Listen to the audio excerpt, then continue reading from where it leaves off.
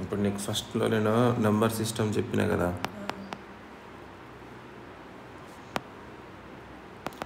Number system చెప్పిన దాంట్లో ఏమేమి చెప్పినాం మనం? నెంబర్ సిస్టంలో ఏమేమి ఉన్నాయి? నెంబర్ సిస్టంలో ఒకటి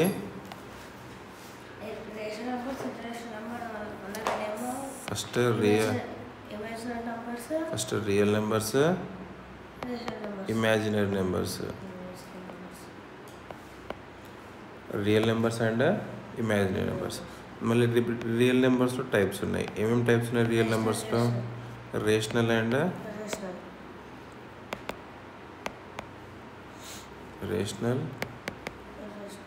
ఇర్రేషనల్. ఇప్పుడు ఈ ఇర్రేషనల్కి ఇంకో పేరు కూడా ఉంటుంది. దాన్ని ఏమంటామో తెలుసా ఏమైనా? ఇర్రేషనల్కి ఇంకో పేరు ఏముంటుంది అంటే నాన్ టర్మినేటింగ్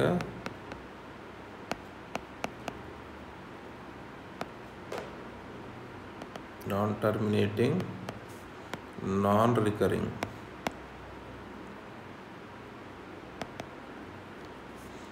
డెసిమల్. ఏమంటున్నాను? Non terminating non recurring decimal అని దానికి ఒక పేరు. మళ్ళీ సేమ్ అలానే రేషనల్ నెంబర్స్లో కూడా చాలా టైప్స్ ఉంటాయి. రేషనల్ నెంబర్స్లో మనకు ఇంటీజర్స్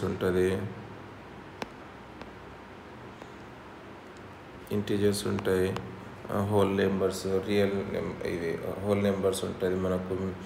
నెక్స్ట్ ఫ్రాక్షన్స్ ఉంటాయి, అవన్నీ ఉంటాయి. కాకపోతే మనకు కావాల్సింది ఏంటిది దీంట్లో ఇంకో టైప్ ఉంటుంది, నాన్ టర్మినేటింగ్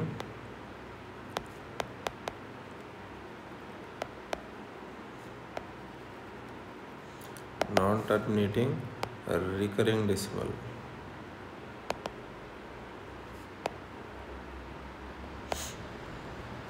ఇది important. Non terminating recurring decimal ఇది. అండ్ ఇది ఇప్పుడు మనకు మెయిన్గా అర్థమైందా? ఇదేంటిది? Non terminating recurring decimal. ఇది non terminating non recurring decimal. ఇప్పుడు నాన్ టర్మినేటింగ్ రికరింగ్ డెసిమల్ అంటే ఏంటిది? ఇప్పుడు సపోజ్ ఏదైనా ఒక నెంబర్ని మనం డివిజన్ చేసినాం అనుకో. డివిజన్ చేసినప్పుడు ఏమొస్తుంది అంటే P/Q ఫామ్లో ఉన్నదాన్ని మనం P/Q ఫామ్లో ఉంటుంది. దాన్ని డివైడ్ చేసినప్పుడు మనకు ఆన్సర్ ఏమొస్తుంది అంటే సపోజ్ 0.666666 ఇట్లా 6 ఒకటే రిపీట్ అవ్వకుండా వస్తుంది కదా. అంటే ఓన్లీ ఒకటే నెంబర్ రిపీట్ అవుతుంది కదా.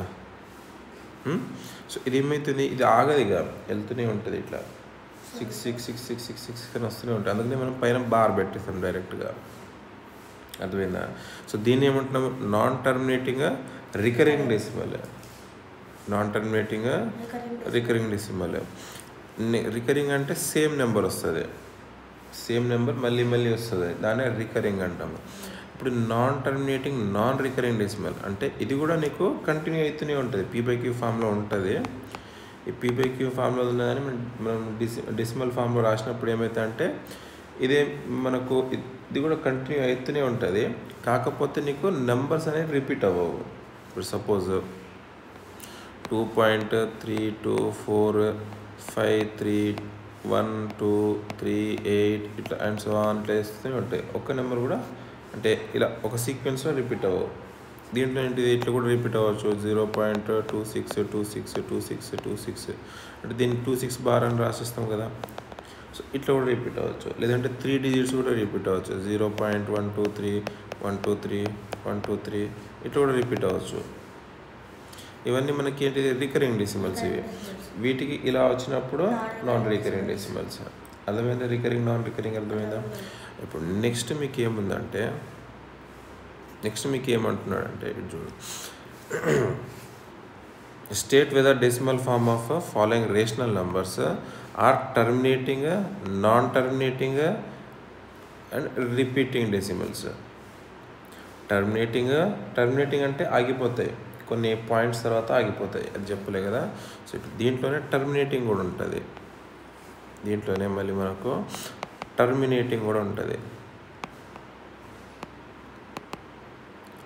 టర్మినేటింగ్ ఏంటంటే కొన్ని పాయింట్స్ తర్వాత ఆగిపోతుంది. ఇప్పుడు మనం డివిజన్ చేసినాం అనుకో, ఒక 2 పాయింట్స్ 3 పాయింట్స్ 4 పాయింట్స్ తర్వాత డెసిమల్ తర్వాత ఒక 3-4 నెంబర్స్ తర్వాత ఆగిపోయింది అనుకో, దాన్ని మనము టర్మినేటింగ్ డెసిమల్ అంటాం. ఇప్పుడు సపోజ్ మనకు ఆన్సర్ P/Q ఫామ్లో ఉన్నది, ఆన్సర్ ఇప్పుడు నాకు 0.235 ఇక్కడే వచ్చి ఆగిపోయింది అనుకో, ఇక అంతే టర్మినేట్ అయిపోయింది, ఇక అక్కడికి ఆగిపోయింది. అర్థమైందా? దీన్ని టర్మినేటింగ్ డెసిమల్స్ అంటాం. సో ఇప్పుడు terminating, non terminating and repeating decimals, ఇలా మనకు 3 టైప్స్ ఆఫ్ నంబర్స్లో ఏ టైప్ నెంబరో ప్రూవ్ చేయమన్నాడు. ఇప్పుడు సపోజ్ నేను ఫస్ట్ 16/125 తీసుకున్నాడు. ఫస్ట్ ఏంటిది 16/125.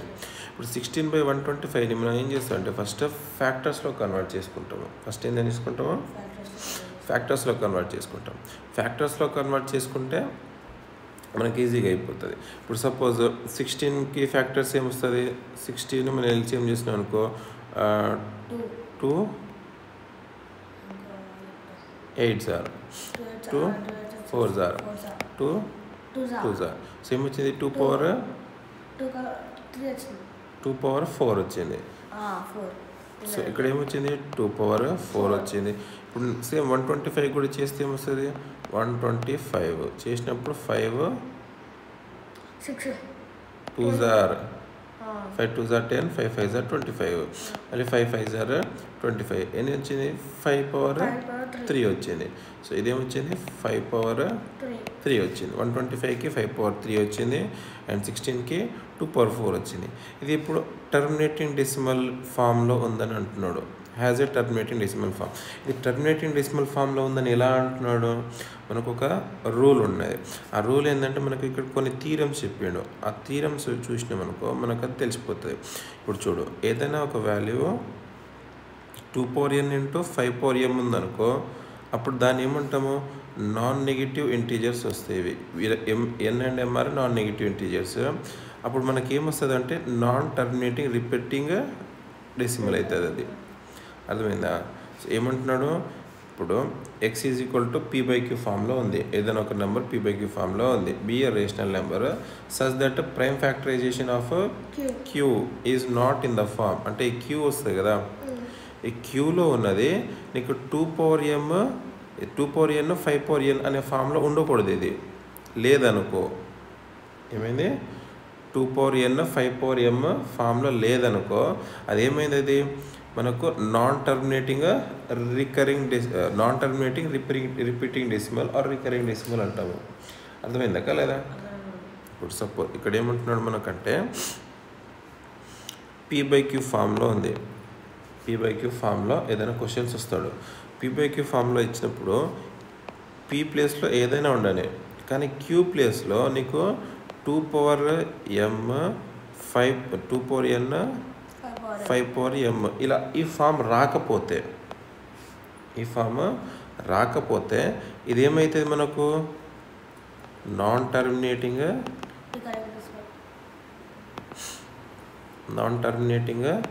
Recurring decimal. Non terminating recurring decimal అయింది. ఇప్పుడు నెక్స్ట్ ఇంకో థీరం ఏమన్నాడంటే, ఇక్కడ ఇచ్చాడు ఇంకో థీరం అన్నాడు. Let x = P/Q rational numbers అన్నాడు. ప్రైమ్ ఫ్యాక్టరైజేషన్ ఆఫ్ Q చేసినప్పుడు మనకు 2n 5n ఫామ్లో వచ్చింది. 2n 5m ఫామ్లో వచ్చింది. Then x has a decimal expansion which terminates. So ఇదేమైంది? టర్మినేటింగ్ డెసిమల్ వస్తుంది. అర్థమైందా? సో ఇదొక థీరం అన్నాడు. ఇంకో థీరం ఏమైనా ఇచ్చినా ఇక్కడ వచ్చింది. So let x be the rational number whose decimals form terminating, then x can be expressed as P/Q where P and Q are co-primes. P and Q co-primes ఉంటాయి కదా, co-primes చెప్పినా గుర్తుంది కదా. And prime factorization of Q is 2m 5n non negative integers అంటారు. So ఇవి coprimes ఉంటుంది అని అంటున్నాడు. అంటే ఈ P అండ్ Qs ఉంటాయి కదా, ఈ PQ అనేది మనకు కో-ప్రైమ్స్ ఉంటాయి అంటున్నాడు. అర్థమైందా ఇది? సో ఒక థీరం మీద అన్నాడు. ఇంకోటి ఏమైనా ఉందా థీరము? లేదు. సో మనకి ఎన్ని థీరమ్స్ ఇచ్చాడు ఇక్కడ? మనకు మెయిన్గా 2 థీరమ్స్ ఇచ్చాడు. ఏంటిది? P/Q ఫామ్లో అది ఫస్ట్ థీరం ఏమంటున్నాడు? P/Q ఫామ్లో ఉన్నప్పుడు పి అండ్ క్యూ ఏమో మనకు కో ప్రైమ్స్ అయితే అంటున్నాడు. పి అండ్ క్యూ అనేది మనకి ఏమైతే అన్నాడు, కో ప్రైమ్స్ అన్నాడు.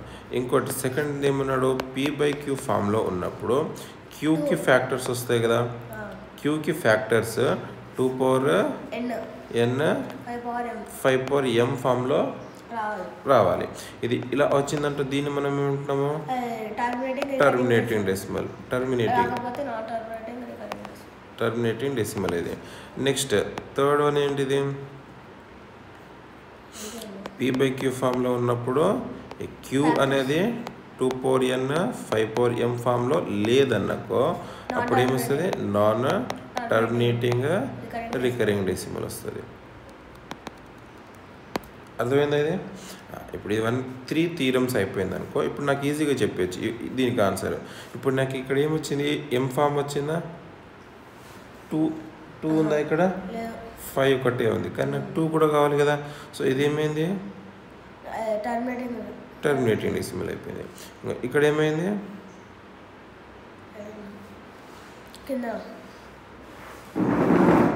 ఇక్కడ ఏమంటున్నాడు చూడు, 5 పవర్ ఒక 5 ఉన్నా కానీ 5 ఉన్నా 2 ఉన్నా కానీ ఏ డెసిమల్ వస్తుంది మనకు, 5 ఉన్నా కానీ అంటే 5 పవర్ మనం ఏం చూసినామో 5 పవర్ m కానీ 2 పవర్ n కానీ ఈ రెండిట్లో ఏది ఉన్నా కానీ మనకు టర్మినేటింగ్ డెసిమల్ అయిపోతుంది. ఇప్పుడు 5 పవర్ m ఉంది కదా, అంటే 5 పవర్ సంథింగ్ ఎంత వాల్యూ ఉన్నా కానీ మనకి ఏమైంది, టర్మినేటింగ్ ఫామ్ అయిపోతుంది. సేమ్ అలానే ఇది కూడా మనం ఫ్యాక్టర్స్ ఫైండ్ అవుట్ చేసిన అనుకో 2 పవర్ 2 వచ్చింది, ఇక్కడ 2 పవర్ 5 వచ్చింది, అంటే ఇది కూడా మనకి ఏమైంది, టర్మినేటింగ్ డెసిమల్ ఫామ్ అయిపోయింది. నెక్స్ట్ ఇప్పుడు దీనికి ఏమొచ్చింది, 2 రాలే 5 రాలే, 5 రాలే, కాబట్టి ఏమైంది, non terminating repeating decimal form అయిపోయింది. సేమ్ ఇక్కడ నాకు ఏమొచ్చింది, 5 వచ్చింది, కానీ ఇక్కడ ఏమొచ్చింది, 3 కూడా వచ్చింది. 5 వచ్చింది బట్ ఏమొచ్చింది, 3 కూడా ఉంది. సో కాబట్టి ఇదేమైంది మనకు నాన్ టర్మినేటింగ్. 5 వచ్చినా కానీ మనకు వేరే నెంబర్స్ ఉండదు, ఉంటే 2 ఉండాలి, ఒకటే అని రావాలి, లేదంటే 2 and 5 మాత్రమే రావాలి. 2 and 5 వచ్చినా కానీ పాసిబుల్ అవుతాయి. ఇప్పుడు ఇవి ఎందుకు అంటున్నాడు, 2 కానీ 5 కానీ ఎందుకు అంటున్నాడు అంటే ఒక చిన్న ఎగ్జాంపుల్ తీసుకుందాం. ఇప్పుడు సపోజ్ టర్మినేటింగ్ డెసిమల్ అంటే ఏం చెప్పినా కొన్ని పాయింట్స్ తర్వాత ఆగిపోతా అని చెప్పిన. ఇప్పుడు నేనేంది, ఇప్పుడు సపోజ్ నేను ఇక్కడ 12 తీసుకున్నా, ఇప్పుడు నేను ఇక్కడ ఎగ్జాంపుల్ 12 తీసుకున్నా, 12 డివైడెడ్ బై 5 తీసుకున్నా. 12 డివైడెడ్ బై 5 తీసుకుంటే 5 2s are 10. ఇప్పుడు రిమైండర్ ఎంత ఉంది, 2 రిమైండర్ ఉంటుంది. ఇప్పుడు నేను ఇక్కడ పాయింట్ పెట్టినానికి ఏమవుతుంది, అది 2 కాస్త 20 అయిపోతుంది. 5 4s are 20. అంటే ఏమొచ్చింది, ఒక డెసిమల్ పాయింట్ తర్వాత ఆగిపోయింది. ఇది 5 ఉన్నప్పుడు ఒక డెసిమల్ పాయింట్ తర్వాత ఆగిపోయింది.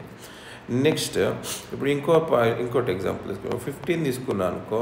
15 తీసుకొని నేను ఏం చేస్తాను, 2 తోటి డివైడ్ చేస్తాను. 15 తీసుకొని 2 తోటి డివైడ్ చేసినప్పుడు 2 7s are 14.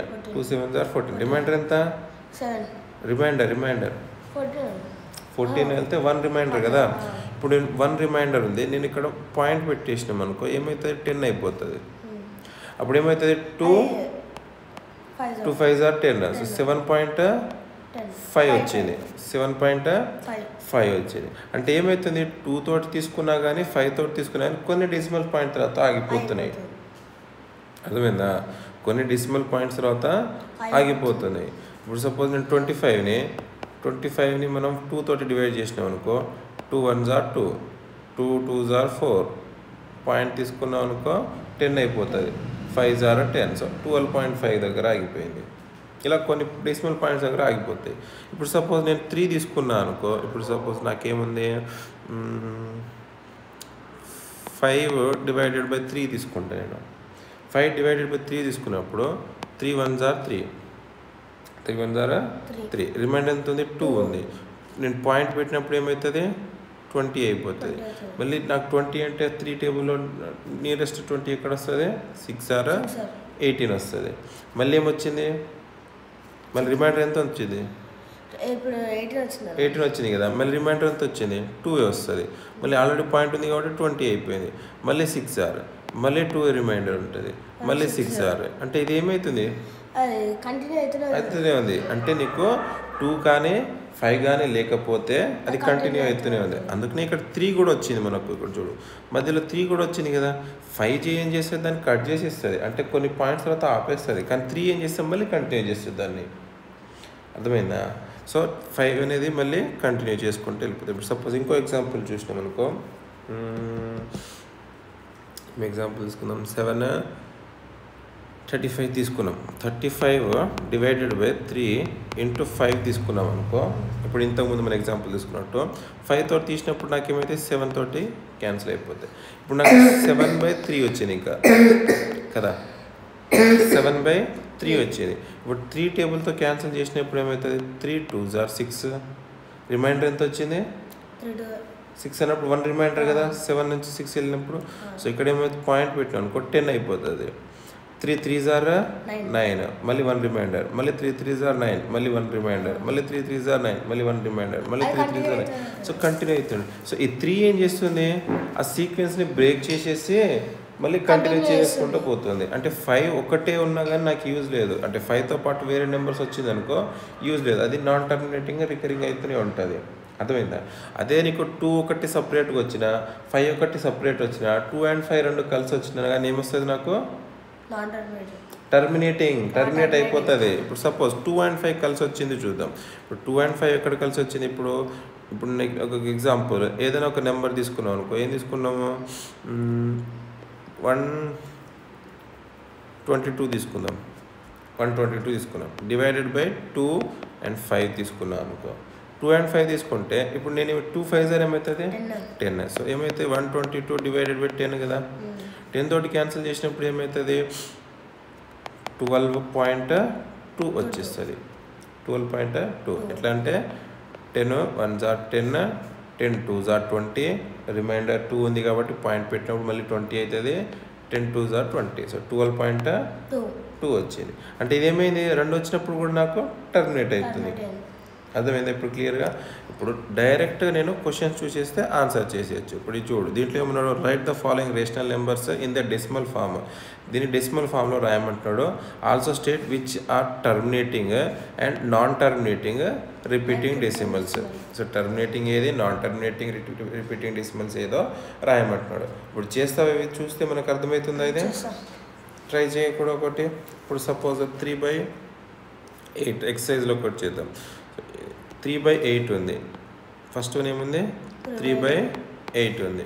సో 3/8 తీసుకున్నప్పుడు నాకు 8కి ఫ్యాక్టర్స్ ఏమొస్తుంది, 3/2^3. 2/3 అంటే నాకు టర్మినేట్ అవుతుందా కదా. సో ఇదేమైంది నాకు టర్మినేటింగ్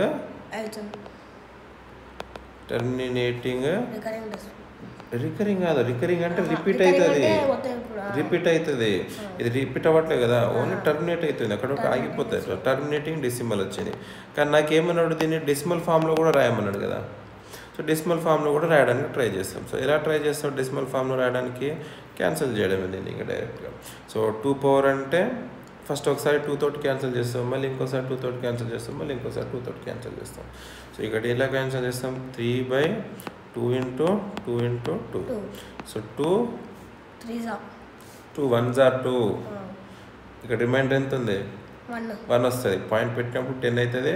5s are 10, మళ్ళీ 2 0 పెట్టేసిన అనుకో 15 అయిపోతుంది. పాయింట్ పెట్టేస్తే 7s are 14, మళ్ళీ 1 ఉంటుంది కదా రిమైండర్. సో 5s are 10, మళ్ళీ 0 పాయింట్ ఎంత, 2 3s are 6. ఇక్కడ ఏమైంది, 15 అయిపోయింది. 7s are 14, 5s are. So ఎంత వచ్చింది, 0.375. సో ఇది డెసిమల్ ఫామ్లో రాసేసినాము. అది టర్మినేటింగ్ నాన్ టర్మినేటింగ్ అనేది మనం డైరెక్ట్ చూడంగానే చెప్పేసినాము. అర్థమైందా? ఇప్పుడు ఒకటి ట్రై చేయను. ఇప్పుడు ఇది మిక్సర్ ఫ్రాక్షన్లో ఉంది. ఇది మిక్సర్ ఫ్రాక్షన్ ఉంది కానీ కన్ఫ్యూజ్ చేయవద్దు. మిక్సర్ ఫ్రాక్షనే ఫ్రాక్షన్లో కన్వర్ట్ చేసుకోవాలి. ఇలా 5 4s are 20, 20 + 1 21. ఇప్పుడు 4 1/5 ఉంది కదా, ఇది మిక్సర్ ఫ్రాక్షన్. దీని ఫ్రాక్షన్స్లో కన్వర్ట్ చేస్తాము. 5 4s are 20, 20 + 1 21. సో ఇక్కడ ఏమొచ్చింది, 21 డివైడెడ్ బై 5. అర్థమైందా? సో 21 డివైడెడ్ బై 5 వచ్చింది. సో 5 వచ్చింది కాబట్టి terminating not terminating. Non terminating అన్న. నాన్ టర్మినేటింగ్ టర్మినేటింగ్ 5 కానీ గుర్తుపెట్టుకో 5 వస్తే టర్మినేటింగ్. సో ఇది 5 వచ్చింది కాబట్టి టర్మినేటింగ్. డెసిమల్ ఫామ్ ఈజీగా ఫైండ్ అవుట్ చేయొచ్చు. అర్థమైందా? ఇప్పుడు ఇది అర్థమైపోయింది కదా. నెక్స్ట్ ఇంకోటి without performing division state whether the following rational numbers will be terminating decimals or non terminating. ఇదేమో మనకు డెసిమల్ పాయింట్ వరకు రాయమన్నాడు, కానీ ఇక్కడ ఏమంటున్నాడు, మనకు డివిజన్ చేయకుండా, డివిజన్ ఉంటుంది కదా, డివిజన్ చేయకుండా అది టర్మినేటింగ్ డెసిమలా నాన్ టర్మినేటింగ్ డెసిమలా చెప్పమంటున్నాడు. ఈజీనే కదా. సేమ్ ఇది దీన్ని ఫ్యాక్టర్స్ ఫైండ్ అవుట్ చేస్తాం. ఫస్ట్ ఫ్యాక్టర్స్ ఫైండ్ అవుట్ చేసి దాన్ని బట్టి మనం చేసేస్తాం. ఇప్పుడు సపోజ్ ఇదానా, ఇలా ఉన్న దానికి ఇది ఏమొచ్చింది నీకు చూడగానే అర్థమైంది కదా. 2 and 5 అయితే ఉంది, కానీ 7 కూడా ఎక్స్ట్రా వచ్చింది. సో దీనివల్ల ఏమవుతుంది, నాన్ టర్మినేటింగ్ అయిపోతుంది. చూడగానే చెప్పేయచ్చు కదా. సో నాన్ టర్మినేటింగ్ అయిపోయింది. ఇది ఇక్కడ ఏమైంది 2 and 5 వచ్చింది. సో 2 and 5 వచ్చింది కాబట్టి అది టర్మినేటింగ్, డైరెక్ట్ చూడగానే చెప్పొచ్చు. ఇప్పుడు ఇది ఎగ్జాంపుల్ నేను ఇది తీసుకున్నాం అనుకో, ఏ క్వశ్చన్ తీసుకున్నాము, 13/3125 తీసుకున్నాను. 13/3125 తీసుకుంటే 3125కి ఎల్సిఎం ఫైండ్ అవుట్ చేస్తాం ఫస్ట్. సో 5 లాస్ట్లో 5 ఉంది కాబట్టి నేను 5కి మీకు డివిజిబిలిటీ రూల్స్ చెప్పినాం కదా. లాస్ట్ 5 ఉంది కాబట్టి డివిజిబుల్ అవుతుంది. సో ఇక్కడ నేను 5 టేబుల్ డైరెక్ట్ తీసుకుంటా. 5 టేబుల్ తీసుకుంటే 5 6 are 30, 5 6 are 30, 5 2s are 10, 5 5s are 25. మళ్ళీ 5 తీసుకున్నాను అనుకో, 5 1s are 5, 5 2s are 10, 5 5s are 25. మళ్ళీ 5 టేబుల్ తీసుకుంటే 5 2s are 10, 5 5s are 25. మళ్ళీ 5 టేబుల్ తీసుకుంటే 5 5s are 25. సో ఎన్ని 5s వచ్చినాయి, 5/5 వచ్చింది. అంటే ఇక్కడ ఏమొచ్చింది 13 డివైడెడ్ బై, పైన దానికి నేను చేయాల్సిన అవసరం లేదు. న్యూమరేటర్లో ఉన్న దాన్ని మనం ఫ్యాక్టర్స్ ఫైండ్ అవుట్ చేయాల్సిన అవసరం లేదు, కానీ డినామినేటర్లో ఉన్న దాన్ని వేయాలి. సో ఇప్పుడు ఏమొచ్చింది 5/5 వచ్చింది.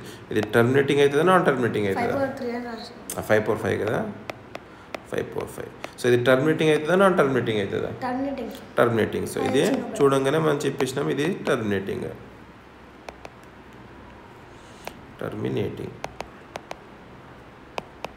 అర్థమైందా, టర్మినేటింగా నాన్ టర్మినేటింగా. నెక్స్ట్ ఓకే,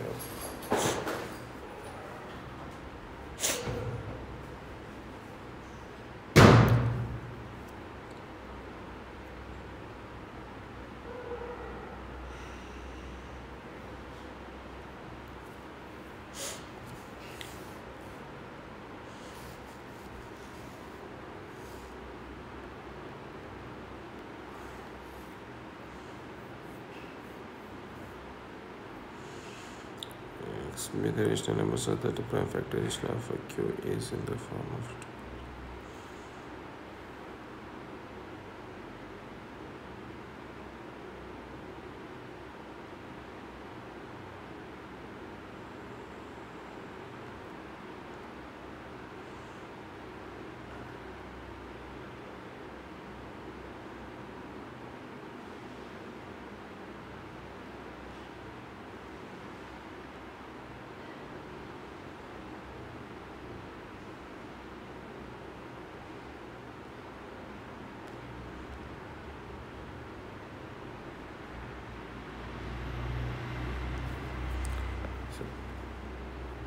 ఇక్కడ ఏమవుతుంది 13 divided by 25 it is equal to 13.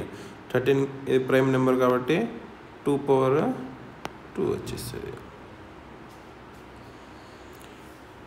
2/2 వచ్చేసి 13 డివైడెడ్ బై 2 into 2 రాసుకుంటాం.